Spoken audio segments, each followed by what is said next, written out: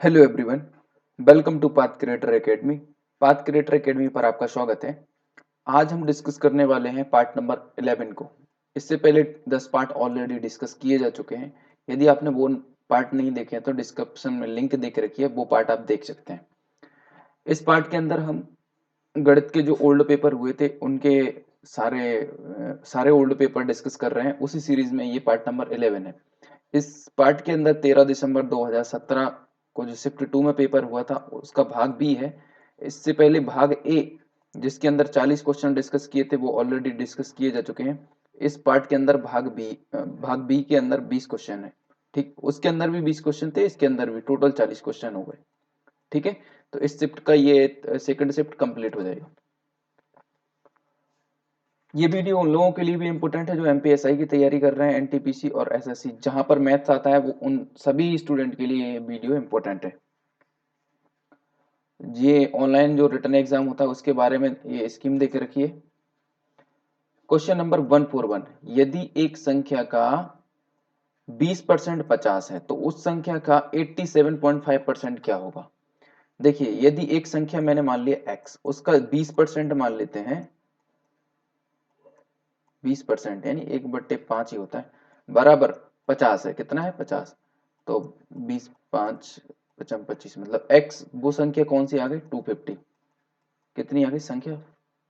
250। तो उस संख्या का बताना है 87.5% क्या होगा। तो इसी संख्या का क्या बताना है? 87.5%। 0.5 लगाया और ये परसेंट, इस पॉइंट को हटा के एक जीरो और रख दीजिए। ठीक है, तो एक जीरो से एक जीरो कट हो गया और 25 4 जा 25 चौके 100। अब बटा 4 दूना 8, 4 एकम 4, 3 बचा 4 अट्ठे 32। बस इतने ही। देखिए, ये ऑप्शन नंबर डी के अंदर मिल रहा है। ठीक है, तो इसका आंसर हो जाएगा ऑप्शन नंबर डी। ठीक है, अभी क्वेश्चन, नेक्स्ट क्वेश्चन क्या कहता है कि जून 2021 की किन तिथियों को शुक्रवार आते हैं। शुक्रवार आते हैं मतलब बहुत सारे शुक्रवार आ रहे होंगे, 3 4। ठीक है, तो एक 1 जून 2001 को देख लेते हैं हम क्या आ रहा है। 1 जून से पता कर लेंगे फिर कितने कब कब मतलब शुक्रवार आ रहा है। ठीक है, तो 1 जून 2001, तो 2000 पहले रखें 2000। ठीक है, फिर जनवरी फरवरी, हमें ये पूरा ब्रेक कर लेना है। तो 2000 प्लस जनवरी प्लस फरवरी प्लस मार्च, अप्रैल और अप्रैल मई और 1 जून। ठीक है, तो 2000 का जीरो आता है, एक भी ऑड डेज नहीं रहता है। जनवरी में कितने ऑड डेज रहते हैं? 3। और ये फरवरी तुम्हारा लीप ईयर तो है नहीं, तो नॉर्मल ईयर है, इसीलिए इसमें जीरो ऑड डेज रहेंगे। और नेक्स्ट जनवरी मार्च में 3 ऑड डेज रहते हैं और अप्रैल के अंदर 2 ऑड डेज रहते हैं। जनवरी फरवरी मार्च अप्रैल मई के अंदर 3 ऑड डेज रहते हैं और एक 1 ऑड डेज। तो 3 3 6 और एक 7, तो ये कट गए और 5 बचे, ओनली 5 बचे। तो जीरो को हमारा रहता है रविवार। 1 2 3 4 और 5, तो 5 को क्या होगा? रविवार, सोमवार, मंगल, बुध, गुरु, शुक्रवार। तो 1 जून 2001 को हमारा पड़ रहा है शुक्रवार। क्या पड़ रहा है? शुक्रवार। ठीक है, जब एक को पढ़ रहा है तो एक के बाद +7 जोड़ दो, फिर 8 को पढ़ेगा, 8 में +7 जोड़ दो, फिर 15 को पढ़ेगा, फिर 15 में 7 जोड़ दो तो 22 को पढ़ेगा, 22 में 7 जोड़ दो 29 को। मतलब 1 जून, 8 जून, 15 जून, 22 जून और 29 जून को 5 शुक्रवार पढ़ेंगे। ठीक है, ऑप्शन नंबर ए एकदम करेक्ट आंसर हो जाएगा। क्वेश्चन नंबर 143 देखिए, 3 अंकों की ऐसी कितनी संख्याएं होंगी जिनसे 5 6 7 और 8 से जिसे विभाजित किया जाए तो प्रत्येक प्रत्येक का शेषफल कितना आना चाहिए? 3 आना चाहिए। ठीक है, तो 5 6 7 और 8 से विभाजित करने पर शेषफल 3 आना चाहिए। तो इनका अगर हम एलसीएम निकालें, 2 से कट करेंगे तो 5 5 2 3 6 7 4 4 से ही कट कर देते हैं। ठीक है, तो ये 4 गया, 2 से कट 5 3 7 2, एक बार और 2 से कट कर लेते हैं, तो ये 2 गया, फिर इसके बाद 3 से कट करते हैं तो 1 बचेगा इधर। 5 3 7, 3 से कट करेंगे तो 1 आएगा। 5 और 7, 7 पन्ना 35, 35 दिया 105, 35 दिया 105, 105 दूना 210, 210 दूना 420, 210 दूना 420, 420 दूना 840। ठीक है, तो 840, हर स्थिति में 3 बचना चाहिए, तो प्लस 3 और ऐड कर देते हैं, तो मतलब 843 वो संख्या हो जाएगी जो हर स्थिति में क्या बचेगा, शेषफल 3 बचेगा। देखिए आप भाग देख के देख लीजिए कुछ से, जैसे 7 से भाग देता हूँ मैं, 7 एकम 7, 7 दूना 14, 120 बार जाएगा लेकिन 3 शेष बचेगा। तो कितनी संख्या है, एक ही संख्या है, इसके बाद कोई दूसरी, जैसे 843 का मल्टीपल कितना हो जाएगा, 800 दूना 1600 और 80 से 86, 1686। तो इस 1686 को भाग देंगे यदि आप इन किसी में से, तो जरूरी नहीं है कि वो 3 बचे। देख लिए, जैसे कि आप 6 से भाग दे लें, 6 दूना 12, 4 बचा, और 6 चिंग 36, 6 7 42, 6 48 और 6 एकम 6, कुछ भी नहीं बच रहा 6 से। तो केवल 843 ऐसी संख्या रहेगी जिसमें प्रत्येक स्थिति में आपका क्या बच रहा है, 3 शेषफल बच रहा है। तो ऑप्शन नंबर हो जाएगा ए। ठीक है, आई होप आपको समझ आया होगा ये सारे क्वेश्चन। ठीक है, नाउ क्वेश्चन नंबर 144 देखिए, एक रेलगाड़ी और एक बाइक एक ही समय में बिंदु एक्स से चलकर बिंदु ए से 90 किलोमीटर दूर एक बिंदु तक एक साथ पहुंचती हैं। तो एक्स से चली और बिंदु ए तक पहुंची, कहां पर, बिंदु एक तक, 90 मीटर दूर है, जो डिस्टेंस कितनी है, 90 मीटर, और एक साथ पहुंची। यहां से चली थी बाइक, बाइक बाइक और रेल दोनों चली थी और एक साथ पहुंचती हैं। तो रेलगाड़ी की गति बाइक से 50% जाता है, तो स्पीड जो है ना वो, स्पीड ऑफ रेलगाड़ी जो है स्पीड ऑफ बाइक से 150% ज्यादा है। तो रेल की, मतलब इसकी अगर बाइक की 100 है स्पीड, तो इनकी 150 हो जाएगी रेल की, 0 से 0 कट गया, 5 2 जा 10, 5 3, ये हो गई उनकी स्पीड। ठीक है, स्पीड हो जाएगी दोनों की। और हालांकि रास्ते में बीच के स्थानों पर रुकते हुए उसके 12.5 मिनट खर्च हो जाते हैं। तो बाइक की गति क्या होगी, बाइक की गति बताना है। ठीक है, तो देखिए टोटल डिस्टेंस कितनी है, 90। ठीक है, और ये मान लेते हैं हम इनकी ट्रेन की स्पीड मान लेते हैं 3x है, और जो ये बाइक है उसकी स्पीड मान लेते हैं 2x है। ठीक है, x लगा देते हैं इनमें, 2x है। तो ये हो गई स्पीड, और डिस्टेंस कितनी ट्रेवल कर रहा है, 90। ठीक है, तो 90 upon 2x minus 90 upon 3x, उन दोनों के बीच का डिफरेंस कितना है, 12 पॉइंट, मतलब टाइम के बीच का डिफरेंस कितना है, 12.5 मिनट्स है। इधर से ये इरेज करना है, इरेज, ये इरेज करो, और यहाँ पर क्या देके रखा है, ये मिनट है इसलिए इसे 60 से डिवाइड कर देते हैं। ठीक है, देखिए ये माना है कि ये हो गई बाइक की स्पीड और ये हो गई ट्रेन की स्पीड। ठीक है, sorry, distance upon time, distance upon time, sorry distance upon speed, distance upon speed बराबर टाइम देख रहा है, टाइम का डिफरेंस है 12.5। ठीक है, तो अभी यहाँ से सॉल्व करते हैं हम इसको, जैसे तो एलसीएम कितना आ जाएगा, 6x, सो 2x कट जाएगा, 2 3 और 9 3 27, 270, 270,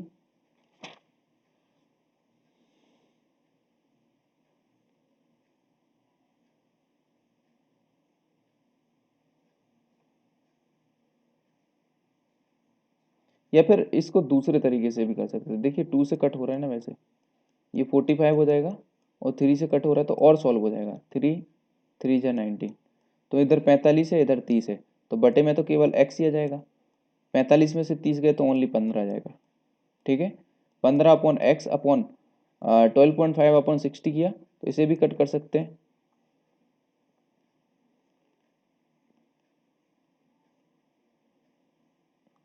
कैसे कर सकते हैं, देखिए 60 किया था ना, तो इसको डबल कर देते हैं, तो 12 दूना 24 और ये 25 हो जाएगा, और इधर 120 हो जाएगा, ठीक है।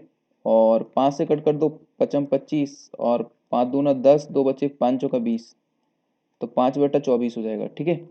इधर हो गया 5/24, और इधर था अपना ये, तो 5 से कट कर 5 एकम 5 और 5 3 15, ठीक है। तो 24 दिया 48, नहीं 24 दूना 48, 24 दिया 72, सॉरी 24 दिया होते हैं 72, एक्स बराबर हो गया 72, 72 किलोमीटर पर हावर। तो एक्स बराबर आ गया 72 किलोमीटर पर हावर। हमने क्या माना था, 3x माना था और 2x, मतलब जो रेल की स्पीड है वो 3x है, और ये है बाइक की है 2x। तो यहाँ पे क्या पूछा है, बाइक की गति, बाइक की गति कितनी हो जाएगी, अभी ये x है, x का मतलब इस 72 दूना कितना हो जाएगा, 70 दूना 144, 144 किलोमीटर पर आवर, ये करेक्ट आंसर होगा, जो कि इन तीनों चारों ऑप्शनों में नहीं है, ठीक है। तो इसका करेक्ट आंसर कितना हो जाएगा, 144 किलोमीटर पर आवर, ठीक है। नाउ क्वेश्चन नंबर 145, एक ट्रेन प्लेटफॉर्म को 4 घंटे में और एक खड़े हुए आदमी को 2 घंटे में पार करती है, ठीक है।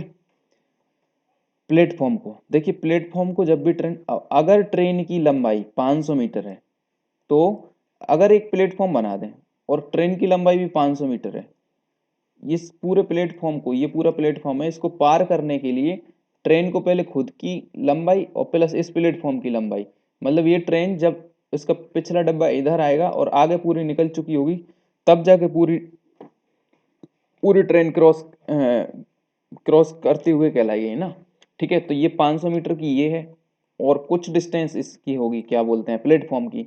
तो यही तो क्वेश्चन में बोला है कि 500 प्लस एक्स, जो भी डिस्टेंस है वो, प्लस ट्रेन प्लेटफॉर्म को पार करने में 4 घंटे लगती है, ठीक है। और बराबर एक खड़े हुए आदमी को 2 घंटे लगती है। तो जो खड़ा हुआ आदमी है, मतलब आदमी की तो नेग्लिजिबल डिस्टेंस रहती है, उसको उसको पार करने में उसे 2 घंटे लगते हैं, ठीक है। तो यहाँ से 2 1 जा 2, 2 2 जा 4, 2x, ये हो जाएगा 2x, और x इधर आ जाएगा, तो x बराबर 500 आ गया। तो ट्रेन की गति पूछा है, ओके, तो x बराबर कितना आ गया, 500, ठीक है, 500 आ गया। तो 500 x बराबर आ गया 500, ओके। अच्छा प्लेटफॉर्म की, ओके, ये प्लेटफॉर्म की मतलब लंबाई आ गई 500, ठीक है। अब इस 500 या फिर इधर रख लो, x बराबर जो है आपका 500 आ गया जैसे, तो 500/2, मतलब ये 500 मीटर में है और 2 घंटे हैं, तो घंटे को क्या करेंगे हम, 500 मीटर में है, इसे किलोमीटर में बदलेंगे तो 0.50 हो जाएगा, और 2 से डिवाइड करेंगे तो कितना हो जाएगा, 0.250 किलोमीटर पर आवर हो जाएगा कि नहीं, ठीक है। देखिए x बराबर 500 आ गया, तो कोई से भी चाहे इसमें रख दो, आंसर बरा मिल जाएगा हमको। तो x की वैल्यू जैसे ही हमने 500 रखी, 500, और इसको पार करने में कितना 2 आवर लग रहा है, तो 500 क्या है, मीटर है, मीटर को किलोमीटर में करेंगे तो 1000 से डिवाइड करेंगे तो ये हो जाएगा 0.500, ठीक है। अब ये आ गया किलोमीटर में, और ये आ गया हावर में, तो हमें आंसर किलोमीटर पर हावर में चाहिए, 2 से कट कर देंगे आप, 0.250 किलोमीटर पर हावर आपका आंसर हो जाएगा, ठीक है। तो ऑप्शन नंबर सी के अंदर ये आंसर है, ठीक है। नाउ क्वेश्चन नंबर 146 देखिए, ये इस तरीके से नंबर दिखा है 23.23434, तो इसे मिक्स रेकरिंग बोलते हैं। मिक्स रेकरिंग में क्या होता है कि 2 3 पॉइंट, अब इधर 2 आ गया, फिर इधर 3 4, और फिर 3 4 आ रहा है, तो फिर 3 4 3 4 ही आ रहा है, ठीक है। तो इसे मिक्स रिकरिंग बोलते हैं कि ये दूसरा डिजिट और ये दूसरा डिजिट, इन्हें मिक्स रिकरिंग बोलते हैं। अगर 2 3 के बाद ओनली 3 4, फिर 3 4, फिर 3 4 इस तरीके से आ रहा होगा, तो इसे प्योर रिकरिंग बोलते हैं, इसे मिक्स रिकरिंग बोलते हैं। तो इस तरीके से नंबर है को सबसे छोटे रूप में भिन्नांक में परिवर्तित करें और पता लगाएं कि भिन्न अंश से कितना अधिक है। सबसे छोटे भिन्नांक में परिवर्तित करना है, तो कैसे परिवर्तित करते हैं, देखिए 23.234, अब इसके बाद रिकरिंग आ रहा है तो हम क्या बार लगा देते हैं, ठीक है। अब इसको सॉल्व करने का तरीका ये है कि जो सामने लिखा है उसको तो हमेशा प्लस में लिखते हैं, ठीक है, प्लस में, और ये जो जितने जितने नंबर के ऊपर बार लगा है उतने तो हम 9 लिखते हैं, नीचे 9 डिजिट लिखते हैं, और जिस पे बार नहीं लिखा है उसका 0 रखते हैं, ठीक है। तो ये हो गया हमारा। अब इसको और फर्दर सॉल्व करते हैं हम। 999 का गुणा करें, या तो फिर जब भी इस करी 990 लिखा है इसको हम क्या बना सकते हैं, इसको हम 1000 भी तो बना सकते हैं, ठीक है। तो अगर 1000 माइनस 10 लिख दें तब भी तो वही चीज़ है कि नहीं। इसका मल्टीप्लाई इसमें कर दें तो बहुत आसानी से हो जाएगा, इसको करेंगे तो कैलकुलेट ज़्यादा करना पड़ेगी, ठीक है। तो कैलकुलेटिंग से हमको बचना है ज़्यादातर, ठीक है। तो 2 3 और ये 3000 मतलब 23,000 माइनस 10 से करोगे तो ये हो जाएंगे 230, और प्लस में लिखा है 234, लिखा है कि नहीं, 230, और नीचे लिखा है, नीचे है अपना 990। अब वापस उसी लिख दो, या फिर 1000 माइनस 90 लिख दो। अब देखिए 230 है और ये है 234, तो 230 घट जाएंगे ना तो ये केवल 4 बचेंगे, तो मतलब ये ओनली 23,004 बचे इधर ऊपर, और नीचे आ गया 990। तो अभी कट हो रहा है ना 2 से, 2 बन जा 2, 2 2, 2 बन जा 2, और 2 5 जा 10, 0 2, 2 2 जा 4, और 2 4 जा 8, 1 बचा, 2 9 जा 18, और 2 5 जा 10, तो ये बचा 1150। अब कहीं से कट हो रहा क्या, 5 2 7 और 1 8 1 9, 9 4 13, 5 18, तो अभी ये कहीं से कट हो रहा है। अच्छा 2 2 जा 2 बन जा 2, 2 बन जा 2, 2 5 जा 10, 0,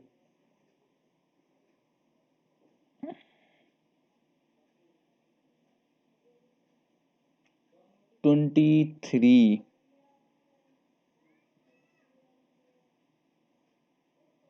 इधर कुछ ना कुछ तो मिस्टेक हुआ है।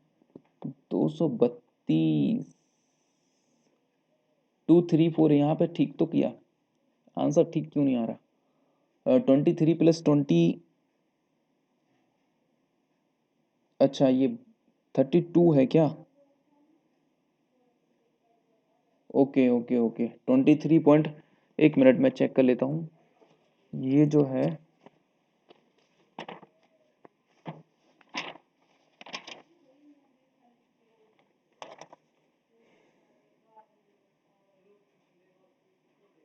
ओके, ये तो माइनस किया ही नहीं, ओके, जो बचा रहता है उसको माइनस करना पड़ती है, ये हम मिस्टेक हो गई। अच्छा, जो बचा रहता है उसकी 0 और ऊपर उसको माइनस करना पड़ती है, 232 होंगे, 232। अब 232 को जब क्या करेंगे, 230 माइनस हो जाएंगे तो +2 रहेगा ओनली, ठीक है। तो +2 को 230 कर देंगे तो ये 4 नहीं 2 रहेगा, ठीक है। अभी 2 से कट करते हैं, 2 बन जा 2, 2 बन जा 2, 2 5 जा 10, और 2 बन जा 2, तो ये बचा आपका, ठीक है। ये सरल फॉर्म है, इससे सरल फॉर्म अभी नहीं हो सकती, फिर पॉइंट में आंसर आएगा, ठीक है। तो ये हो गया 11501 और 495, ओके। तो ये यहाँ तक हो गया परिवर्तित, और पता लगाएं कि अंश हर से कितना, मतलब कितना डिफरेंस है इनमें से। तो देखिए इधर 11501 है और इधर 495 है, इधर लिखो 4 9 और 5 है, ठीक है। ये आपको डिफरेंस निकालना है। तो 11 में से 5 गया तो 6 बचा, एक ये हो जाएगा 10, और 10 में से 10 गया तो 0 बचा। देखिए 0 6 और कहीं पे नहीं आ रहा, बस एक ही ऑप्शन में आ रहा है, एक इधर कर देंगे तब भी 0 बचेगा, ठीक है। और एक इधर कर देंगे तो 0 बचे, इधर 0 बचेगा, इधर 1 बचेगा, 10006, तो ऑप्शन नंबर ए एकदम करेक्ट आंसर हो जाएगा। जो आंसर आया था उसका अंश और हर, मतलब न्यूमरेटर और डिनोमिनेटर का डिफरेंस हमको बताना था, ठीक है। तो ऑप्शन नंबर ए आपका आंसर हो जाएगा। नाउ नेक्स्ट क्वेश्चन देखिए, क्वेश्चन नंबर 147 क्या कहता है, 3 लीटर, 4 लीटर और 5 लीटर आकार के 3 गिलास में दही और पानी का मिश्रण, ये देके रखा है, दही और पानी का मिश्रण अनुपात है। यदि तीनों गिलास के मिश्रण को एक बर्तन में डाल दिया जाए तो परिणामी मिश्रण में पानी की तुलना में दही का अनुपात बताना है, ठीक है। तो देखिए अगर ये तीनों मिश्रण दे के रखे होते और आपसे बोला जाता है एक कंटेनर में इन तीनों को मिला दो फिर मिश्रण निकालो, तो आप तुरंत से निकाल देते तपाक से। लेकिन ये लाइन जोड़ दी उन्होंने 3 लीटर, 4 लीटर और 5 लीटर। तो फिर हमको कैसे करना है ये देखिए, जब भी इस तरीके का क्वेश्चन आए तो इधर है एक जगह है 3 लीटर, एक जगह है 4 लीटर और एक जगह है 5 लीटर। तो पहला ऑप्शन जो है वो देखिए दो 2/5 है, तो इसमें भी हमें 3 का मल्टीप्लाई करना पड़ेगी। और इधर हो जाए ये पहला तो दही है और दूसरा मतलब ये आपका दही है और फिर ये पानी है ना। तो ये 3/5 है, तो इसमें भी 3 का मल्टीप्लाई करना पड़ेगी। तो इस तरीके से सभी में मल्टीप्लाई करना है पड़ेगी, ठीक है। तो 3 दूना हो जाएगा 6/5 हो जाएगा और रेशियो 3 तिरका 9/5 हो जाएगा, ठीक है। और यहाँ पे क्या हो जाएगा 3/10 हो जाएगा, मल्टीप्लाई बाय 4 कर देंगे तो 12/10 हो जाएगा, ठीक है। और दूसरा क्या लिखा है 7/10 हो जाएगा और रेशियो 4 से मल्टीप्लाई करना है, 7 चौका 28, 28/10 हो जाएगा। इन्हें और शॉर्ट फॉर्म में कर सकते हो, 2 छिंग 12, 2 पंचे 10, मतलब 6/5, 6/5 है ना। और 2 से 14 दूना 28 और 2 पंचे 10, 14/5, 6/5 और 14/5। और जो तीसरा बचा है 5 वाला उसे इधर देखिए, जैसे ये है 4/11 4 15 हो जाएगा, तो इसमें कितने का 5 का मल्टीप्लाई करना है, तो 5 एकम 5, 5 3 15, मतलब 4/3 आ गया इधर, है ना। ये दही आ गया, इसका पानी और निकालना है, तो 11/15 हो जाएगा। उसमें भी हम क्या करेंगे 5 का 11/3, तो ये हो जाएगा 11/3, ठीक है। ये तीनों मिल गए, अब तीनों को बस ऐड कर देना है। तो पहला है 6/5, दही दही को ऐड कर देते हैं, ये दही हो गया, इधर 6/5, ठीक है। और यहाँ पर है आपका 4/3, ये है ना 4/3, बस इनको ऐड कर देते हैं। और इधर बीच में इसके बाद यहाँ पर 9/5 है, ये पानी है 9/5, प्लस इधर 14/5 है, प्लस फिर इधर है 5 5 3 15, 11/3 है, ठीक है। ये 11/3 है, इनको सॉल्व करना है। बाकी को इरेज कर देता हूँ, इनको सॉल्व करते हैं, ठीक है। ये सब हो गया।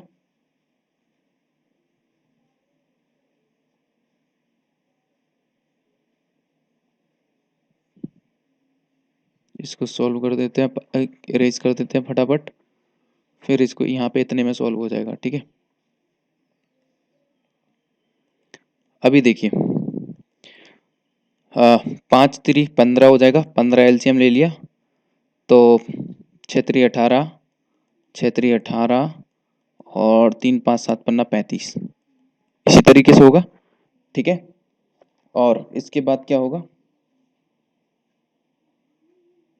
अच्छा ये 4 है, हाँ तो 5 के 20 होंगे ना, 18 18 20, फिर बराबर इधर भी 15 एलसीएम आ जाएगा आपका, तो 5 3 9 3 27, 9 3 27 और 14 3 42 और 11 पन्ना 55, ये हो गया आपका, ठीक है। तो 15 से तो 15 वैसे ही कट रहे हैं, और इधर ये 20 हो रहा था ना, तो 18 18 36 और 20 कितने हो जाएंगे 40 56, ठीक है। ये हो गया आपका 56, और इधर रेशियो का चिन्ह है, और इधर कितना हो जाएगा 5 3 8 और 7 15 की 5 हाथ के 1, 5 और 1 6 और 4 10 2 12, 125 है, 14 3 42 होते हैं, 43 में लिखा, 125 नहीं 124 होंगे, ठीक है। हाँ तो कट हो रहा है 28 दूना 56 और ये 62 दूना 124, 2 से फिर कट हो रहा है 14 और 31, तो 14/31 से अब नहीं कट हो रहा है, तो ऑप्शन नंबर सी एकदम करेक्ट आंसर हो जाएगा, 14/31, ठीक है। इस रेशियो में लास्ट में जब फाइनल में मिलाएंगे ये कंटेनर को, तो ये रेशियो आ जाएगा, 3 लीटर 4 लीटर और 5 लीटर के आकार के 3 गिलास में दही और पानी का मिश्रण था, तो परिणामी मिश्रण में पानी की तुलना में दही का अनुपात 14/31 होगा, ठीक है। नाउ नेक्स्ट क्वेश्चन देखिए, क्वेश्चन नंबर 148, ए एक काम को 50 दिनों में कर सकता है जिसे बी अकेला 40 दिन में कर सकता है। ए एक काम को 50 दिन में कर सकता है, जिसे बी अकेला 40 दिनों में कर सकता है। ठीक है, तो इनकी एफिशिएंसी निकाल लेते हैं। 5 चौका 20, 200 टोटल वर्क हो गया, उसमें से 5 चौका 20 और 4 पंचे 20, 4 ये एफिशिएंसी आ गई। ठीक है, ए के द्वारा काम आरंभ किए जाने के 20 दिनों बाद बी उसमें शामिल हुआ तो कुल कितने दिनों में काम पूरा हुआ? ए के द्वारा काम आरंभ किए जाने के 20 दिन बाद, तो ए ने तो 20 दिन काम किया, ए गुणित 20 दिन काम होगा, कितना होगा? ए की एफिशिएंसी है 4, 20 से करेगा तो 20 चौके 80 काम करेगा। ठीक है, तो 80 काम कर दिया, तो अभी कितना बचा? 120 और बचा, 200 था टोटल काम, तो 120 रिमेनिंग वर्क बचा।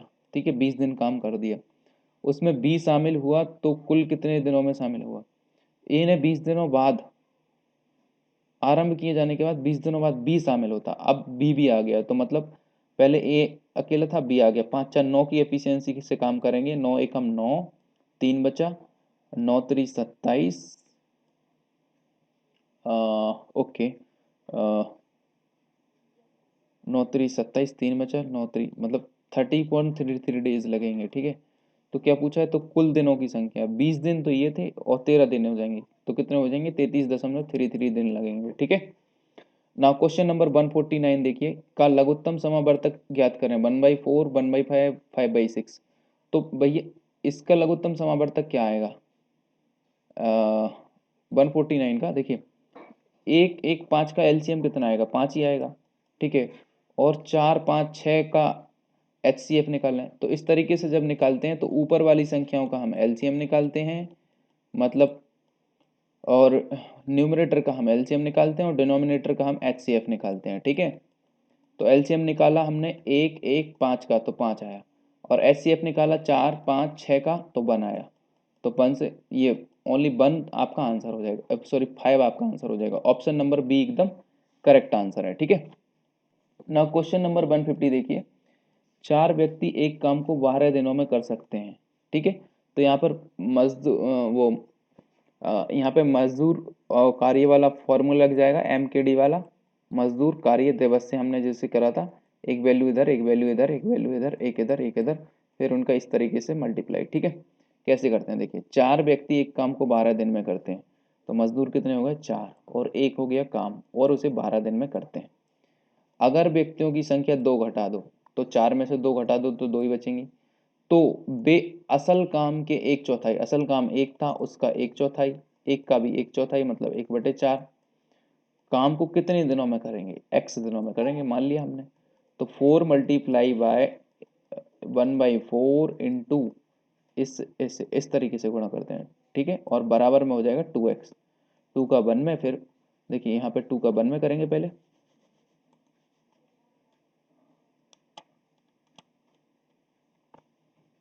यहाँ का 2 का 1 में और फिर x में, तो 2x हो गए। 4 से कट कर दो आप, और 2 से मल्टीप्लाई 2 से डिवाइड कर दो, x की वैल्यू हो जाएगी 6, तो मतलब 6 दिन में वो काम कर देंगे। ऑप्शन नंबर बी एकदम करेक्ट आंसर हो जाएगा। ठीक है, नाउ नेक्स्ट क्वेश्चन देखिए, 151, मैच एक्स में 20 खिलाड़ियों के समूह के रनों का औसत जो है वो 40 है। ठीक है, अगर एक अन्य खिलाड़ी ए के स्कोर को के कुल स्कोर के साथ जोड़ दिया जाए तो औसत क्या है? 1 रन कम हो जाता है। ठीक है, तो नए खिलाड़ी के शामिल होने के बाद प्रत्येक खिलाड़ी मैच बाय में पिछले मैच में अपने स्कोर की तुलना में 11 रन अधिक बनाता है। प्रत्येक खिलाड़ी मैच बाय में, ठीक है, पिछले मैच में अपने स्कोर की तुलना में 11 रन अधिक बनाता है। अब खिलाड़ी बी समूह में शामिल होता है। ठीक है, पहले ये शामिल हो रहा था, अब बी शामिल होता है, और औसत में 2 रनों की क्या हो जाती है? वृद्धि। तो खिलाड़ी ए द्वारा मैच एक्स में बनाए गए रनों और खिलाड़ी बी द्वारा मैच बाय में बनाए गए रनों के बीच का अंतर क्या है? ठीक है, बड़ा लंबा सवाल है, फिर भी देखते हैं। देखिए, मैच एक्स में 20 खिलाड़ियों के एक समूह में औसत रन 40 है, तो भाई 20 लोगों का औसत रन 40 है, मतलब टोटल कितने रन है? 800। ठीक है, एक अन्य खिलाड़ी ए के स्कोर से समूह कुल स्कोर के साथ जोड़ा जाता है तो औसत रन 1 कम हो जाता है। तो एक अन्य खिलाड़ी, मतलब 20 और एक 21 खिलाड़ी हो गए, और अब हो जाएगा 39, कम हो रहा है। तो उसके रन की संख्या पता चल जाएगी। ठीक है, तो 21 नंबर 189, कैसे करेंगे इसको? देखिए इसको कैसे करेंगे, एक से कर लेते हैं, दो से कर लेते हैं पहले, हाँ एक से कर लेते हैं। 39 कम 39, और इधर से करते हैं 9 एकम 9, 9 दूना 18, 189। 21 नंबर एक 189 होता है ना, और 21 थी 63। ठीक है, 9 8 और 3 11 1 6 और 1 7 और 1 8। मतलब उस जो एक खिलाड़ी है उसने जो कम रन बनाए वो कौन है? ए जो है, खिलाड़ी ए जो है उसने कितने रन बनाए? 19 रन बनाए होंगे, क्योंकि 800 तो पहले ही थे और 19 बढ़ा है तो 19 रन उसने बनाए होंगे, तो एक रन कम हो जाता है औसत।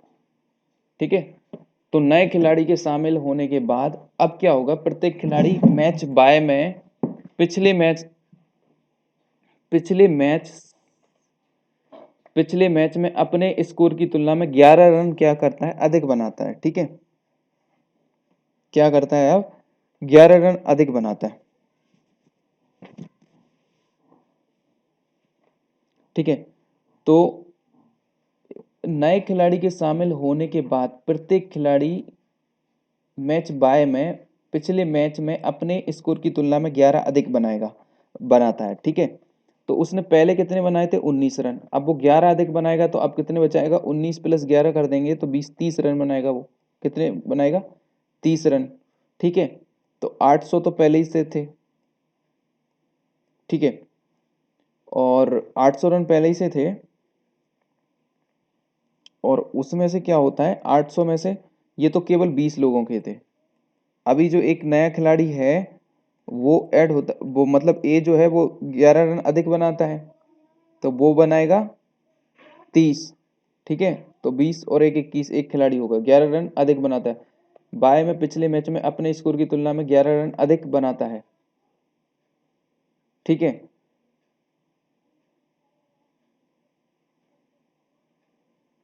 और अब खिलाड़ी बी समूह में शामिल होता है और औसत में 2 रन की वृद्धि हो जाती है। तो एक खिलाड़ी कौन सा? बी शामिल हो जाता है इसमें। तो पहले 20 और एक 21 थे, अभी एक और बढ़ जाएगा, तो ये हो गया। और औसत में कितने की वृद्धि हो जाती है? औसत में 40 तो थे ही पहले से, 2 की वृद्धि हो जाती है। बस इसको सॉल्व कर लेते हैं हम। 20 थे पहले, एक वो पिछला वाला खिलाड़ी जोड़ दिया और एक नया शामिल हो गया, तो ये होगा कितने? 22 खिलाड़ी। कितने हो गए? 22। टोटल 22 खिलाड़ी हो गए, और 40 दो 42, तो 42 इंटू 22 करना है, और इधर बराबर में है 830 प्लस बी, 830 प्लस बी। तो बी के हमें रन पता चल जाएगा उसने कितने बनाए। ठीक है, अब 22 दूना 44 की 4 हाथ की आई 4, 22 चौके 88 और 4 92, 92, और बराबर में है 830। ठीक है, 830 प्लस बी, जब 830 इसमें से घटाएंगे तो कितना बचेगा? 70 20 74, तो बी बराबर, बी के रन आ गए 74, कितना आ गया? 74। कुछ गड़बड़ है?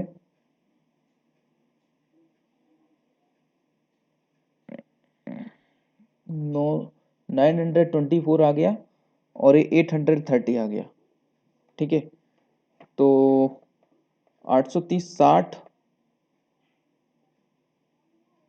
900 924, 830 है ना ये, तो 70 80 90 94, हाँ 74 नहीं 94 है ना, 94 आएगा घटाएंगे तो बी कितने बनाएगा? 94। तो क्या पूछा है? देखिए, खिलाड़ी ए के द्वारा मैच एक्स में बनाए गए रन, खिलाड़ी ए के द्वारा मैच एक्स में बनाए गए रन रन और खिलाड़ी बी के द्वारा मैच बाय में बनाए गए रनों के बीच अंतर। तो इधर 94 बनाए थे, उधर 19 बनाए थे ए ने, इनके बीच में अंतर बताना है। ठीक है, 19 और 94 के बीच अंतर निकालें, तो इधर से 19 माइनस कर दें, 14 में से 9 गए, 9 5 14, एक इधर, और 9 में से 2 गए 7, 75। तो ऑप्शन नंबर ए एकदम करेक्ट आंसर हो जाएगा। ठीक है, 75 रनों का डिफरेंस है दोनों में, उसके ए ने जो रन बनाए उसमें और बी ने जो रन बनाए उसमें। ठीक है, नाउ नेक्स्ट क्वेश्चन देखिए, क्वेश्चन नंबर 152। एक लड़का अपनी यात्रा का पहला भाग 30 किलोमीटर पर घंटे की गति से और दूसरा भाग 70 किलोमीटर प्रति घंटे की गति से तय करता है। लड़के की औसत गति क्या है? तो औसत गति का क्या फॉर्मूला होता है? 2 इंटू पहली गति इंटू दूसरी गति, ठीक है, और दोनों गतियों का जोड़, एक जीरो से एक जीरो गया, ठीक है, 7×3 = 21 दूना 42 किलोमीटर। ऑप्शन नंबर सी एकदम करेक्ट आंसर हो जाएगा, ठीक है। ना क्वेश्चन नंबर 153 देखिए, तीन दोस्त ए बी सी उनके बीच में एक निश्चित राशि को इस प्रकार विभाजित करने का फैसला करते हैं ताकि बी सी इकट्ठे को ए से दुगनी राशि प्राप्त हो, ठीक है, और बी को मिलने वाली राशि ए और सी को मिलने वाली राशि का एक चौथाई हो। बी को मिलने वाली राशि जो है वो ए और सी इकट्ठे को मिलने वाली राशि का एक चौथाई हो। अगर सब सब अपने बीच 5,625 बांटते हैं तो बी के हिस्से का अनुपात, ठीक है, वही रेशियो का क्वेश्चन है। देखिए कैसे करेंगे। तीन दोस्त हैं ए बी सी, उनके बीच एक निश्चित राशि को इस प्रकार विभाजित किया जा करने का फैसला करते हैं ताकि बी और सी इकट्ठे को, बी प्लस सी जो है इकट्ठे को ए से दुगनी राशि प्राप्त हो। मान लेते हैं ए को 1 रुपये मिले हो रहे हैं और बी और सी को 2 मिले होंगे, ठीक है, प्राप्त हो। फिर इधर बी को मिलने वाली राशि, अब इधर दूसरा स्टेटमेंट क्या, बी को मिलने वाली राशि ए और सी से, ए प्लस सी के इकट्ठे मिलने वाली राशि का एक चौथाई हो। बी को मिलने वाली राशि ए और सी इकट्ठे को मिलने वाली राशि का एक चौथाई हो, मतलब ए इसका एक चौथाई हो, 1/4। तो कितना हो जाएगा, बी 1 हो जाएगा और ए सी हो जाएगा 4, ठीक है। तो देखिए इन दोनों को जोड़ेंगे तो ये 3 होता है, ए बी सी तीनों शामिल हैं, और इधर जोड़ेंगे तो आप 4 और 1 5 होता है। तो सबसे पहले हमें रेशियो बराबर करने रहते हैं। इधर 5 है, इधर 3 है, तो इसमें हम 5 का मल्टीप्लाई कर देंगे और इधर हम 3 का मल्टीप्लाई कर देंगे। तो 5 का मल्टीप्लाई बी और सी में कर देंगे तो 5 दूना 10 हो जाएगा, और 5 का मल्टीप्लाई इधर कर देंगे, ठीक है। तो बी और सी की वैल्यू हो गई 10 और ए की वैल्यू हो गई 5, और इधर हमने 3 का मल्टीप्लाई किया तो 3, बी की वैल्यू हो जाएगी 3 और 4×3 = 12, ए और सी की वैल्यू हो जाएगी 12। तो इंडिविजुअली देखा जाए तो ए की एफिशिएंसी आ गई, मतलब ए का रेशियो आ गया 5 और बी का रेशियो आ गया 4, 4 ही आया, 3 आया है ना, बी का 3, और सी का देख लेते हैं। टोटल हमारा कितना हो रहा है, 10 और 5 15, तो 5 3 8 और सी का हो जाएगा 7, ठीक है। अब देख लेते हैं क्वेश्चन क्या पूछ रहा है। अगर सब अपने बीच 5625 बांटते हैं तो 7 3 10 5 15, 15 रेशियो की वैल्यू दे के रखिए 5625, ठीक है। ये तो कट कर देते हैं, 15 × 45, 5 6 11 बचा, 112 हो जाएंगे, 15 छक्के 90, 15 सत्ते 105 और 7 बचा, 75, 15 × 75, 15 5 75, 375 हो गया, मतलब एक रेशियो की वैल्यू जो है 375 आ गई है। तो बी के हिस्से में आने वाली रकम ए से कितनी कम है, बी और ए में कितना डिफरेंस है, 2 रेशियो का वैल्यू, तो 375, एक रेशियो की वैल्यू है 375, तो 2 रेशियो की वैल्यू कितनी हो जाएगी, 300 दूना 600 और 150 700 750। ऑप्शन नंबर सी एकदम करेक्ट आंसर हो जाएगा, ठीक है। नाउ नेक्स्ट क्वेश्चन देखिए, क्वेश्चन नंबर 154 क्या कहता है, अगर एम एन का संबंध 1 2 3 4 5 से है तो सूत्र x² plus n x plus 1 जिसके वास्तविक मूल हैं के कितने समीकरण हो सकते हैं, ठीक है। तो देखिए सबसे पहले तो ये इसमें देखा जाए तो जो द्विघात समीकरण रहता है वो क्या रहता है, द्विघात समीकरण रहता है x² माइनस मूलों का योग, मूलों का योग मतलब अल्फा प्लस बीटा, और इधर x और प्लस और मूलों का गुणनफल मतलब अल्फा इंटू बीटा बराबर 0। ये तो हमारा समीकरण रहता है द्विघात समीकरण, ठीक है।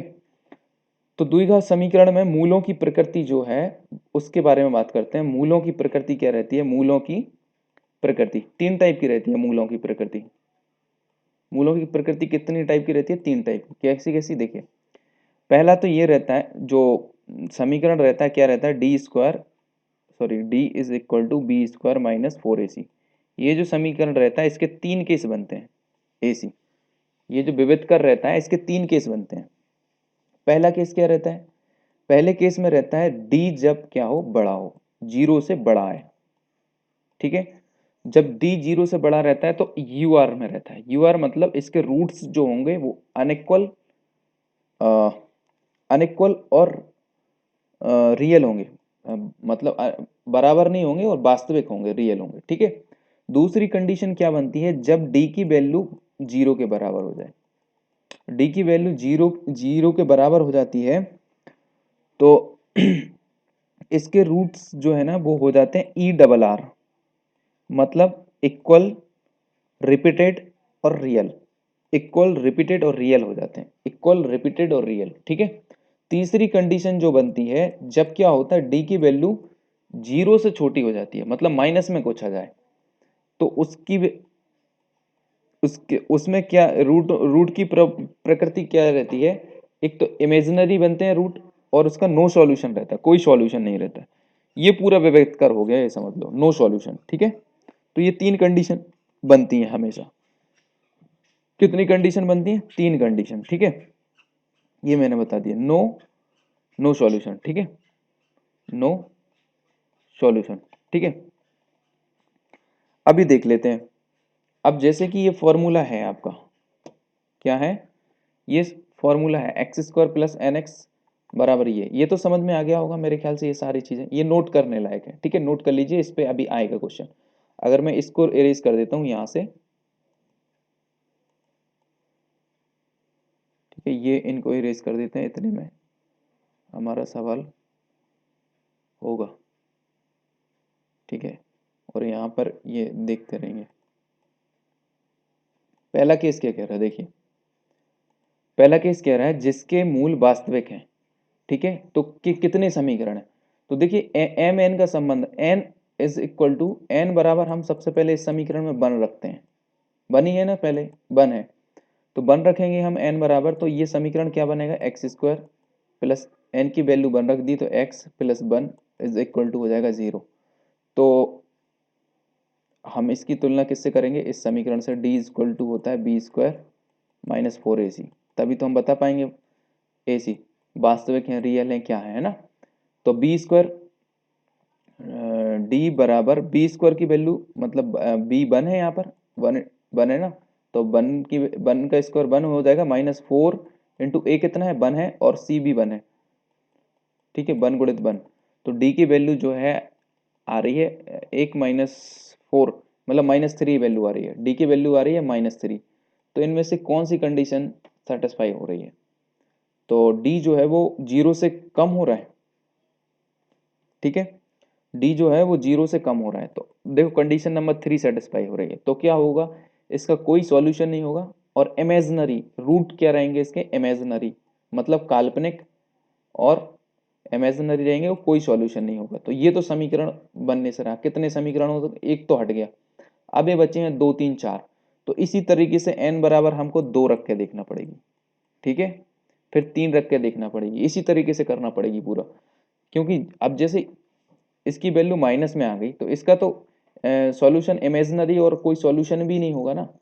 तो ये तो हो गया, ये तो समीकरण नहीं बनेगा। तो दूसरे से देखते हैं, एन बराबर दो रखने पर, तो एक्स स्क्वायर प्लस एन की जगह रखेंगे आप टू एक्स और प्लस वन। ठीक है, और बराबर में जीरो। तो यहाँ पे देखिए आप, यहाँ पे क्या होगा? फिर वही D is equal to B square minus four A C रखेंगे, फोर ए सी। ठीक है, बी की वैल्यू कितनी है? टू, तो टू का वर्ग फोर माइनस फोर ए सी, ए कितना है? वन, और सी भी कितना है? वन। तो फोर माइनस फोर मतलब जीरो, बराबर में आ जाएगा जीरो। तो डी बराबर जीरो में क्या होती है कंडीशन? देखिए, डी बराबर में जीरो होती है, तो मतलब रूट्स इक्वल होंगे, रियल होंगे और रिपीटेड होंगे। ठीक है, तो हमारा समीकरण बन जाएगा। तो पहली कंडीशन में रियल होंगे और रिपीटेड होंगे और इक्वल होंगे, तो समीकरण एक, मतलब इक्वेशन हमारी बन जाएंगी। तो पहले ये, पहले वाले से नहीं बनी, दूसरे वाले से बन गई। अब एन इक्वल टू हम कितना रखेंगे? थ्री। तो एन इक्वल टू थ्री इधर रखते हैं, एन बराबर थ्री रखते हैं। थ्री रखेंगे तो आपका क्या बनेगा समीकरण? X square plus three x plus one. ठीक है, ये अब इसकी तुलना फिर वापस उसी से करेंगे, आ, किससे करेंगे? D square minus four A सी से करेंगे। इससे तुलना करा आपने, सॉरी, डी बराबर बी स्क्वायर माइनस, डी बराबर B square minus four A सी से करेंगे। बी स्क्वायर, बी स्क्वायर बोले तो बी यानी तीन, मतलब नौ, माइनस फोर इंटू ए सी, ए सी मतलब बनी है, नौ में से चार गए तो पाँच बचे, तो मतलब डी की वैल्यू कितनी आ गई? पाँच। डी की वैल्यू जब पाँच आ जाती है तो मतलब क्या हो गया? D, D is greater than zero हो गया ना। D is greater than zero, तो मतलब अनइक्वल रहेगा और रियल बनेंगे, रूट्स क्या रहेंगे? अनइक्वल और रियल बनेंगे। इसी तरीके से 4 रखेंगे ना तो उसके भी अनइक्वल और रियल बनेंगे, ठीक है। तो ये हमने चारों रख के देख लिए। तो इस तरीके से एक ये समीकरण बना, दूसरा ये बना और तीसरा ये बना। अकेला बन के में नहीं बन रहा था, ठीक है, क्योंकि उसमें इमेजिनरी आ रहा था और क्योंकि माइनस में आंसर आ गया था ना। अब जीरो से कोई भी वैल्यू कम नहीं आ रही, बढ़ती जा रही, तो मतलब क्या होंगे, समीकरण बन जाएंगे। तो कितने समीकरण बन रहे हैं, 3 समीकरण। तो ऑप्शन नंबर बी एकदम करेक्ट आंसर हो गया, 3 समीकरण, ठीक है। नाउ क्वेश्चन नंबर 155 देखिए, उम्र डेटा 3 दिन में 20 बल्लेबाज के स्कोर दर्शाता है। निम्न डेटा होगा, निम्न डेटा 3 दिनों में 20 बल्लेबाज के स्कोर बताता है। इस श्रृंखला में बहुलक ज्ञात करें। देखिए बहुलक ज्ञात करने का सीधा सा मतलब है, बहुलक मतलब वो जो जिसकी फ्रीक्वेंसी है ना सबसे ज्यादा बार आई हो। और दूसरा फॉर्मूला बहुलक का ये होता है 3 इंटू मध्यिका और -2 इंटू माध्य। अगर मध्यिका और माध्य देके रखे हैं तब ये बहुलक का फॉर्मूला यूज होता है, ठीक है। अब यहाँ पे मध्यिका और माध्य तो कहीं पे देके नहीं रखे, तो नंबर ऑफ फ्रिक्वेंसी जिसकी ज्यादा होगी वही हमारा बहुलक हो जाएगा, ठीक है। तो 89 3 टाइम्स आ रहा है और बाकी चीजें 3 टाइम्स नहीं आ रही हैं, तो 89 सबसे ज्यादा फ्रिक्वेंसी है तो वही बहुलक हो जाएगा। ऑप्शन नंबर बी एकदम करेक्ट आंसर है, ठीक है। ना क्वेश्चन देखिए 156 से 158, निम्नलिखित चित्र को देखें और नीचे दिए गए प्रश्नों का उत्तर दें। निम्न तालिका विभिन्न बैंकों का वर्ष 2001 से 2005 का वार्षिक ब्याज दर दर्शा रहा है। वार्षिक ब्याज दर है ना, जैसे ये वर्ष है 2000, 2001, 2002, 2003, 2004। तो इनमें देखिए HDFC है ना 2000 में 10% दे रही है, ICICI 15% दे रही है, SBI 5% और IDBI 12%। तो इसी तरीके से ये रेट्स है ना बढ़ती जा रही है, मतलब ये ब्याज है, ब्याज दे रही है इतने परसेंट से, ठीक है। तो इन्हीं पे बेस्ड आगे क्वेश्चन आएगा। क्वेश्चन देखते हैं, बैंकट ने वर्ष 2000 में HDFC बैंक से 5000 रुपए का निवेश किया। HDFC बैंक में किसमें, 2000 मतलब साल 2000 के अंदर HDFC बैंक में 5000 रुपए का निवेश किया और वर्ष 2002 के अंत में उसे कितना ब्याज मिलेगा। HDFC बैंक में 2000, तो ये है आपका HDFC बैंक, कहाँ पर है, HDFC बैंक सबसे पहले नंबर पे है। और 2000 से उसने निवेश किया, कब तक, 2000 से निवेश किया 2002 तक, 2000, 2001 और 2002। और ये है HDFC बैंक। तो मतलब देखिए पूरे परसेंटेज को जोड़ लीजिए, 10, 20, 30, 35, 36, 37, मतलब जो भी राशि है उसका 37% निकालना है। 5000 है तो 5000 का 37% निकालना है, कितना परसेंट निकालना है, 37%।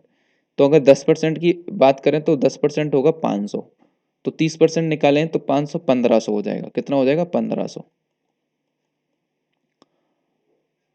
ठीक है। अब 10% की जगह अगर 1% की बात करें तो 1% होगा 50, तो हमें 7% और निकालना है। तो 7 पन्ना 35, 350 और हो जाएगा, तो कितने हो जाएंगे, 1500 प्लस 350, 1850 आंसर हो जाएगा। ऑप्शन नंबर ए एकदम करेक्ट आंसर है, ठीक है। नाउ क्वेश्चन नंबर 157 देखिए, अनिल ने वर्ष 2002 के दौरान SBI बैंक में 10,000 रुपये जमा किए और सुनील ने वर्ष 2001 में HDFC बैंक में 10,000 रुपये जमा किए। वर्ष 2004 के अंत में ब्याज के रूप में उन्हें एक साथ कितनी राशि मिलेगी, ये पूछा है क्वेश्चन, ठीक है। तो अनिल ने वर्ष 2002 के दौरान SBI बैंक में, ठीक है, अनिल जो है वो 2002 के दौरान SBI बैंक में, ये SBI बैंक में, ठीक है, ये है SBI बैंक। तो वर्ष 2000 अनिल ने और 2004 तक जमा किए, तो देख लो पहले अनिल का निकाल लेते हैं। तो 2002 से 2004 तक जमा किए, तो देखिए 16, 17, 18, 10, 28, 29 और 20, 39, 49%, 49% मिलेगा अनिल को। जो भी उसकी राशि रहेगी उस पर 49%। तो अनिल ने कितने जमा किए, 10,000, 10,000 जमा किए, उसे मिलना है 49%, ठीक है। तो यदि 10% की बात करें तो 10,000 और 40% की बात करें तो 4,000 रुपये, ठीक है। और 9% और निकालना, 9% निकालोगे तो मतलब 900, तो 4,900 मतलब 4900 रुपये हो जाएंगे सीधे। कितने हो जाएंगे, 4,900 रुपये। इतना तो ब्याज मिल गया किसको, अनिल को। ये हो गया अनिल का ब्याज, ठीक है। अब आते हैं सुनील पे। तो सुनील ने वर्ष 2001 में HDFC बैंक में 10,000 रुपये जमा किए, ठीक है, 2001 में और HDFC बैंक में। तो HDFC बैंक ये है और 2001 में जमा करा और 2004 में निकाला। तो 8 12 8 20 30 35 5 40 40%। ठीक है, तो 10,000 जमा किए तो 10,000 का 40% कितना हो जाएगा? 10,000 का निकालना 40%, तो 10% 1,000, 40% मतलब 4,000 रुपये। कितने हो गए? 4,000 रुपये। तो ब्याज के रूप में उन्हें एक साथ कितनी राशि मिलेगी? तो एक साथ मिलेगा इसे 4,900, इसे 4,000, तो 4 4 8,900 रुपये। तो 8,900 रुपये किसी ऑप्शन के अंदर नहीं है, तो सारे ऑप्शन हो जाएंगे गलत। और अगर ऐसे ही ऑप्शन रहे तो हम नियर एंड इक्वल टू ये लगा देंगे, क्योंकि ये 8900 के जस्ट पास में है। ठीक है, तो ऑप्शन नंबर वैसे करेक्ट आंसर है इसका 8900, दोनों को मिलेंगे 8900। ठीक है, नाउ क्वेश्चन नंबर 158 देखिए। अनिल वर्ष 2000 में आईसीसीआई बैंक में 8,000 निवेश करता है और वह 3 साल के अंत में वह राशि वापस ले लेता है और मिलने वाली राशि का अगले 2 साल के लिए भारतीय स्टेट बैंक में निवेश करता है, जबकि सुनील वर्ष 2000 में आईडीबीआई बैंक में 10,000 5 साल के लिए निवेश करता है। उनको मिलने वाली अंतिम राशि के बीच अंतर का पता लगाएं। ये करना है हमको। ठीक है, तो देखिए अनिल क्या कर रहा है, वर्ष 2000 में आईसीसीआई बैंक में 8,000 रुपये निवेश कर रहा है। किसमें? आईसीसीआई बैंक में 8,000 रुपये। ठीक है, और बस 3 साल के अंत में वह राशि वापस ले लेता है। तो देखिए आईसीसीआई बैंक में 2000 से किया जमा, देखिए 2000 से जमा किया 3 साल में, 2000 2001 2002, और आईसीसीआई बैंक में 12 और 4 16 15 15 30 31, तो इसका 8,000 का 31% मिल जाएगा, 31%।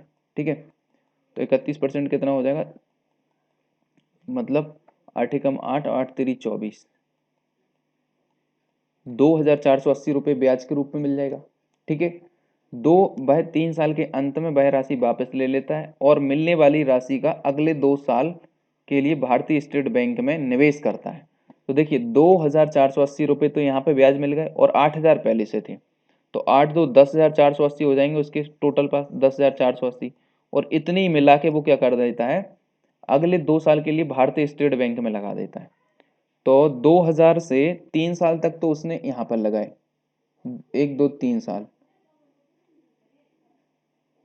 2000 दो 2000 से आईसीसीआई बैंक में लगाए, 2000 से 3 साल के लिए तो आईसीसीआई बैंक में लगाए, और अब लगा रहा है स्टेट बैंक में। ठीक है, तो आईसीसीआई बैंक में 1 2 3 साल तक लगाए, अब 10 और 6 16%, तो ये जो आ रहा है ना, अब इसका 16% मिलेगा। ठीक है,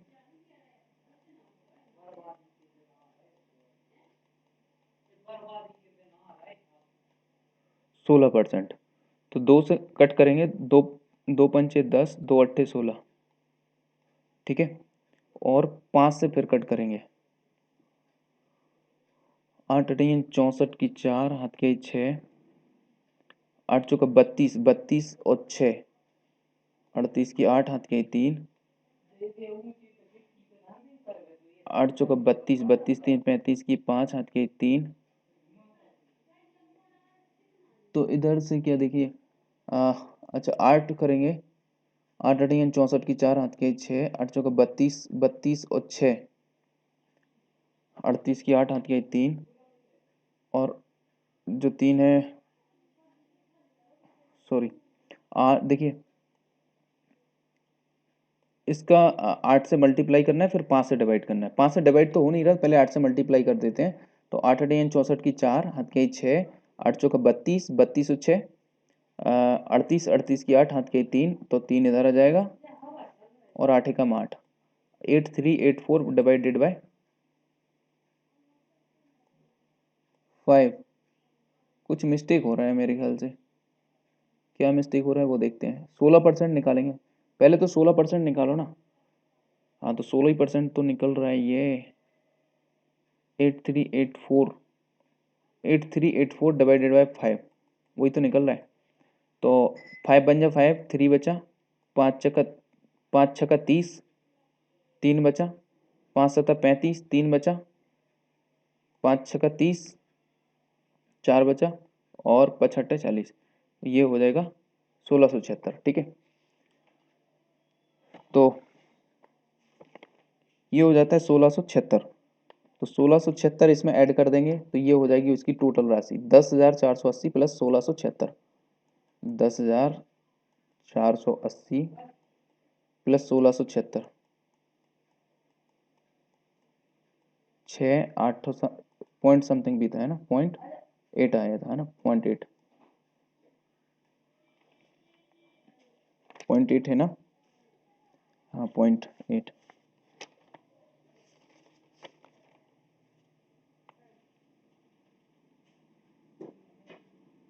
158 है ना।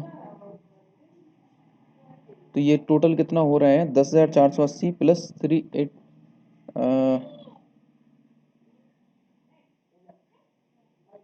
10,480 में देखिए ये तो 10,480 का 16% निकाला।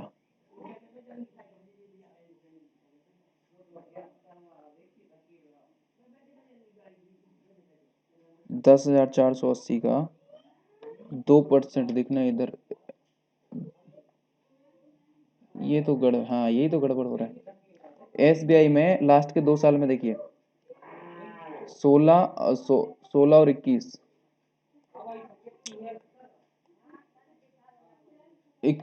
16 और 17, 21 और 6, 27 10 37।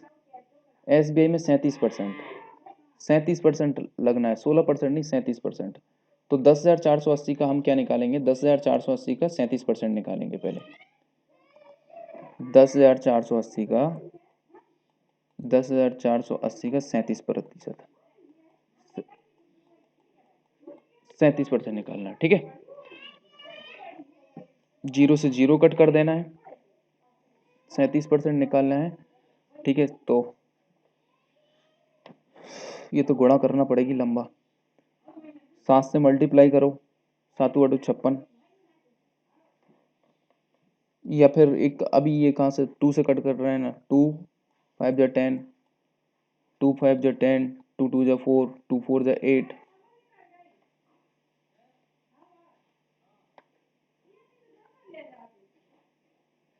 सात चौका 28 की 8, हाथ की 2, 7 दूना 14, 15 16 की 6, हाथ की 1, 7 पन्ना 35 और 1 36, 3668। अब 3 से और मल्टीप्लाई करना है, मतलब 4 तेरी 12 की 2, हाथ की 1, 3 दूना 6 और 1 7, और 5 तेरी 15 और 1 16, 8 6 और 2 8, और 7 और 6 13 की 3, हाथ की 1, 6 और 3 9 और 1 10 की 0, हाथ की 1 2, 20388। अब इसका क्या नहीं, इसे देखिए, 3 3 चौके 12 की 2, हाथ की 1, 3 दूना 6 और 1 7, और 5 तेरी 15, 16 क्यों लिखा 15, ठीक है। 5 3 8, देखिए ये 8 हो गया, 6 और 2 8 हो गया, 7 और 6 13 की 3 हो गया, हाथ की 1, 5 3 8 और 1 9 हो गया, और ये हो गया। तो इसको अभी हमें 5 से डिवाइड करना है, 5 से डिवाइड करेंगे तो हमारा 5 3 15, 4 बचा, 5 8 40, 3 बचा, 38 हो जाएगा, 5 7 35, 3 बचा, 5 7 35, 3 बचा, और 5 6 30, 3877.6, ये ओवर ब्याज आ गया, ठीक है। तो हमारी टोटल राशि कितनी हो जाएगी 10,480। ये तो हमें एसबीआई बैंक से मिल गए, 10,480 तो थी, उसके साथ 3877.6, 7 और 8 15 की 5, हाथ की 1, 4 और 1 5, 8 और 1 9, और 4 13 की 3, हाथ की 1, 3 और 1 4 और 1। तो ये हो जाएगी 14,357, 14,357.6। तो ये तो हो गई केबल। और केबल देखिए बड़ा क्वेश्चन है एक्चुअली में। अनिल वह 3 साल के अंत में वह राशि वापस ले लेता है और मिलने वाली राशि का अगले 2 साल के लिए भारतीय स्टेट में निवेश कर देता है। तो यहाँ तक हमारा सॉल्व हो चुका है। तो ये अनिल की राशि हो गई। पहले उसने आईसीआईसीआई बैंक में निवेश किया था ये 8,000 रुपये, फिर जो ब्याज मिला वो मिला के 8,000 में उसने किस में निवेश कर दिया, एसबीआई बैंक में। तो उसको कंप्लीट 14,357.6 रुपये हो गए उसके, ठीक है। अब यहाँ से सुनील आ गया, तो अब यहाँ से सुनील के बारे में बात करते हैं।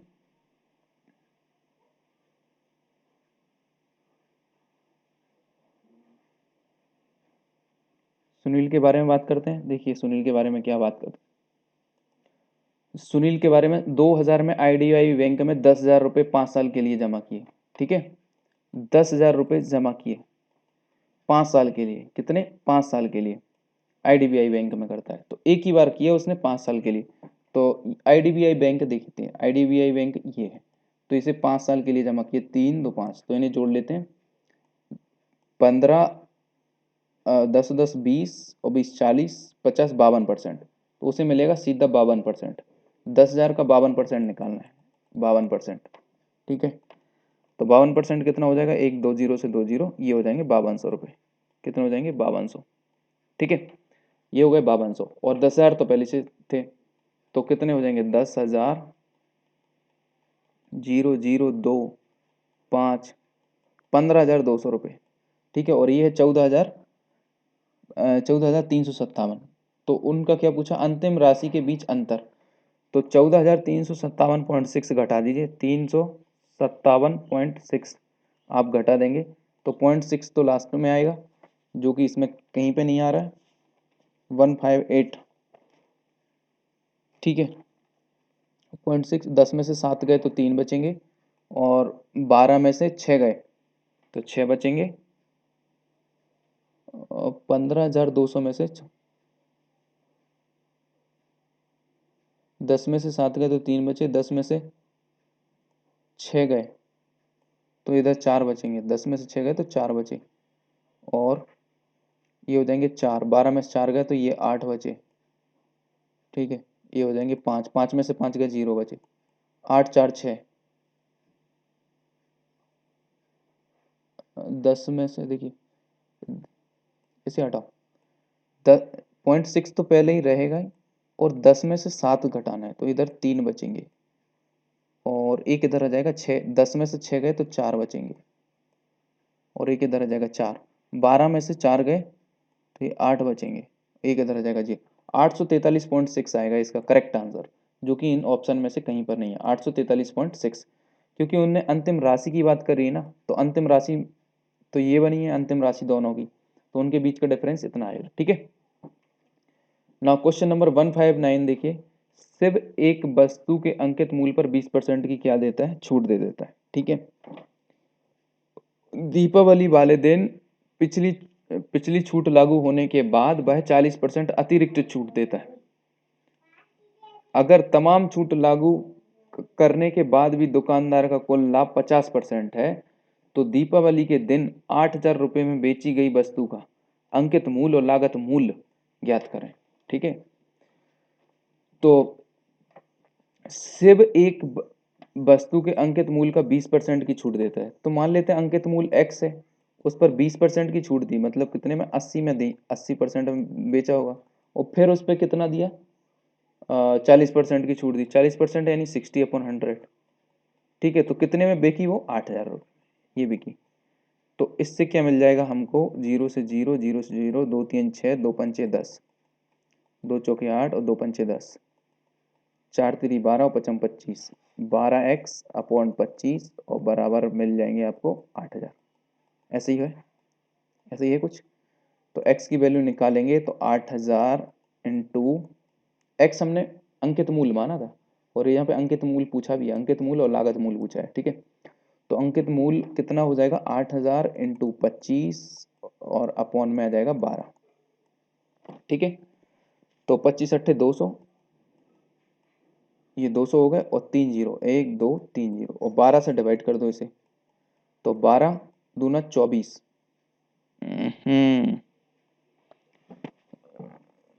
3 और 2 5 जीरो रहेंगे, 12 एकम 12, 8 बचे, 80 हो गया, 12 पंचे 60, 12 छिंग 72, 8 बचे, 12 छिंग 72, फिर 8 बचे, 12 छिंग 72, फिर 8 बचे, तो ये हो जाएगा 16,666.66, इधर तक आ रहा है ना। तो x मतलब ये हो गया तुम्हारा मार्क प्राइस, यानी अंकित मूल्य हो गया आपका 16,666.66, ये हो गया मार्क प्राइस। ठीक है, दूसरा क्या बोला है?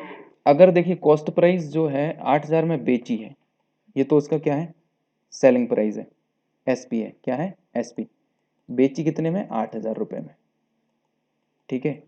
और उधर साफ साफ दे के रखा है दुकानदार का कुल लाभ है 50%, मतलब प्रॉफिट इस पे है 50%, कितना है 50%। तो हम इसका सीपी निकाल सकते हैं ना। तो सीपी कैसे निकालेंगे, जो 8,000 रहता है, 8,000 रहता है, उस पे क्या करेंगे, 50% प्रॉफिट हुआ तो 150 अपॉन 100, 100 रहेगा तो 100 आ जाएगा इधर, एक जीरो से एक जीरो गया। तो ये करना है, अब हमको क्या करना है, इधर कर लेते हैं, ठीक है। इधर क्या करना है, ये मल्टीप्लाई करना है, 8,000, एक जीरो से एक जीरो कट हो गया, और ये हो जाएगा आपका 8 और 3 और एक 4 जीरो अपॉन 15, 15 दूनी 30, 15 तीन 45, 15 चौके 60, 15 पाँच 75, ओके। हाँ 15 पाँच 75, 5 बचा, 15 ती 45, 5 बचा, 15 ती 45 और 15 ती 45, 5,000 और फिर 3 3 आ रहा है, ठीक है, इस तरीके से। तो ये हो गया हमारा सीपी मतलब कॉस्ट प्राइस। तो कॉस्ट प्राइस ये हो गया और सेलिंग प्राइस ये हो गया, अंकित मतलब ये कॉस्ट प्राइस है और ये है तुम्हारा मार्क प्राइस, 16,600, 16,666 और 5,003। तो ऑप्शन नंबर सी एकदम करेक्ट आंसर हो जाएगा, ठीक है ना। क्वेश्चन नंबर 160 देखिए, एक आयताकार कमरे की लंबाई चौड़ाई ऊंचाई क्रमशः 15 फुट 10 फुट और 12 फुट है। इसमें एक दरवाजा 6 फुट 4 फुट और दो खिड़कियां 5 फुट और 5 फुट के माप की हैं। रुपये 14 प्रति वर्ग फुट की दर से दरवाजे खिड़कियां और छत और फर्श को छोड़कर कमरे की आंतरिक दीवारों की रंगाई करने का खर्च क्या होगा, ये पूछा है, ठीक है। दरवाजा छोड़ना है और दो खिड़कियां हैं, इनको छोड़ना है, मतलब छोड़ना छोड़ना कितना है, 6 चौका 24 और पचम 25 और दो हैं तो 50, 50 60 70 74, 74 स्क्वायर फीट की तो जगह, 74 स्क्वायर फीट की जगह हमको रिड्यूस करना है। तो देखिए, जब भी कोई कमरा रहता है तो कमरे के चारों दीवालों का क्षेत्रफल कैसे निकालते हैं, चारों दीवालों का क्षेत्रफल होता है 2 बाहर लंबाई प्लस चौड़ाई, और बाहर में क्या रहता है h इंटू एच, ठीक है, ये रहता है हाइट। तो 2 लंबाई कितनी है, लंबाई देख लीजिए, कमरे की लंबाई है 15, चौड़ाई कितनी है, चौड़ाई है 10 और ऊंचाई कितनी है 12, तो 12 कर लीजिए, 2, 15 और 10 25 इंटू 12, 25 दूनी 50 इंटू 12 करेंगे, 50 इंटू 12 करना है बस, 50 इंटू 12, 12 पंचे 60, 600, तो 600 तो हो गया कंप्लीट, ठीक है। उसमें से क्या है 74 आपका है,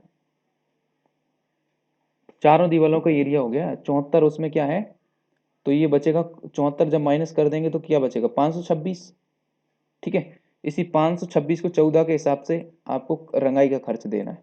तो 14 छिंग 84, 84 की 4 हाथ की 8 और 14 दूनी 28 और 8 36 की 6 हाथ की 3 और 14 पंची 70 3 73, 73 64, ऑप्शन नंबर ए एकदम करेक्ट आंसर हो जाएगा, ठीक है ना। इसी के साथ हमारा पार्ट नंबर 10 खत्म, 11 खत्म होता है। आई होप आपको ये पार्ट काफ़ी इंटरेस्टिंग लगा होगा, थोड़ा सा लंबा पार्ट था, कैलकुलेशन ज़्यादा थी, लेकिन इसी तरीके एग्जैक्टली क्वेश्चन आते हैं आपके यूपीएसआई के अंदर, इतना लेवल लो भी नहीं रहता। हाँ कोई सा क्वेश्चन स्लो आ जाता है, लेकिन ज़्यादातर क्वेश्चन है ना वो लंबे रहते हैं, ठीक है। तो पाथ क्रिएटर एकेडमी से आप जुड़ना चाहते हैं तो ये इस तरीके का लोगो दिख जाएगा, टेलीग्राम से जुड़ सकते हैं, ठीक है। जो लोग नए स्टूडेंट हैं और यूपी और एसआई के कोई भी एग्जाम दे रहे हैं, यूपी और एमपी के, तो वो इस चैनल से जुड़ सकते हैं, ये फायदेमंद रहेगा आपके लिए। बेल आइकन को प्रेस कर लें ताकि रेगुलर अपडेट्स आपको मिलते रहें, ठीक है। Thank you very much for watching this session, this video. मिलते हैं नेक्स्ट पार्ट नंबर 12 जो इसके तुरंत बाद आएगा, ठीक है।